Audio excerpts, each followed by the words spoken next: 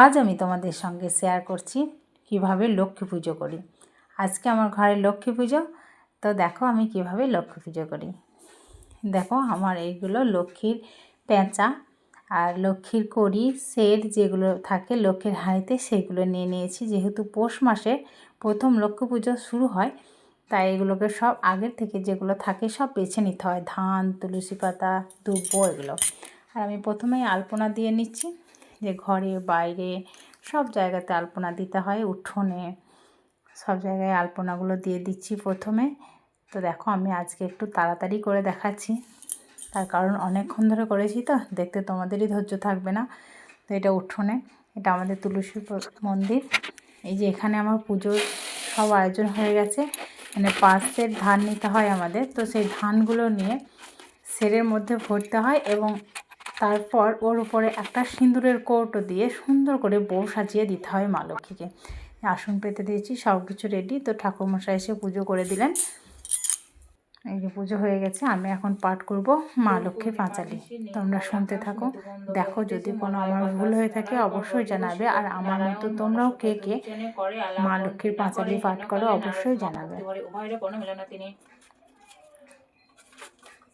করজোরে লক্ষ্মীর সম্মতি শিবর এক কথা কহি মাগো তোমার প্রচার নরলোকে পানে মাগো চাহে একবার মর্তবাসী অন্যভাবে করে হাহাকার বলো মাগো কৃপা করি কৃপা করি। একটু স্পিডে পাঠ করছি।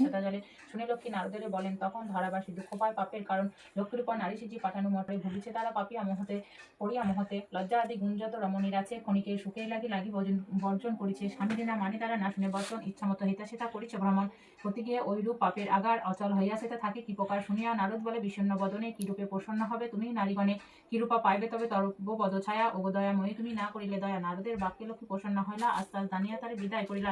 অতপর লক্ষ্মীমাতা বলে নারায়ণে মর্তের দুর্গতি প্রভু ঘুচাবো কেমনে। শুনিয়া লক্ষ্মীর কথা বলে নারায়ণ অস্থির হয় না দেবী স্থির করমন আমি যাহা বলি তাহা স্থির রাখো মনে ধরাধামে যাও লক্ষ্মীব্রত প্রচারণে। নারায়ণ বাক্যে লক্ষ্মী আনন্দিত হয় লক্ষ্মীব্রত প্রচারিতে ধরাধামে যায়। বৃদ্ধাপুরা মনের পেশায় ভূমিতে লাগিল সহসা অরণ্যরে বৃদ্ধারে দেখিল বৃদ্ধারে দেখিয়া লক্ষ্মী জিজ্ঞাসিল তারে কিবা তুমি কি কারণে এসে চোকান্তরে। শুনি বৃদ্ধা বলে আমি অতি অভাগিনী একে একে বলে বৃদ্ধা দুঃখের কাহিনী।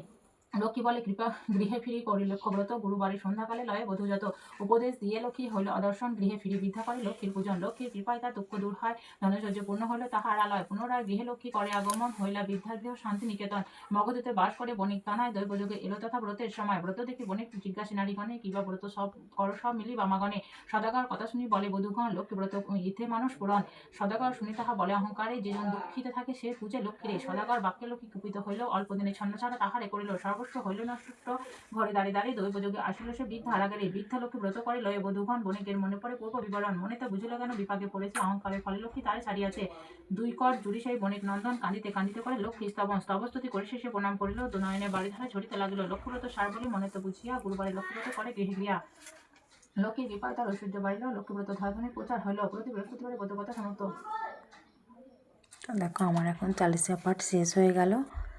এখন মা লক্ষ্মীকে প্রণাম করে নিচ্ছে, যাতে মা লক্ষ্মী সারা বছর আমাদের ঘরে সুস্থভাবে সসম্মানে থাকে।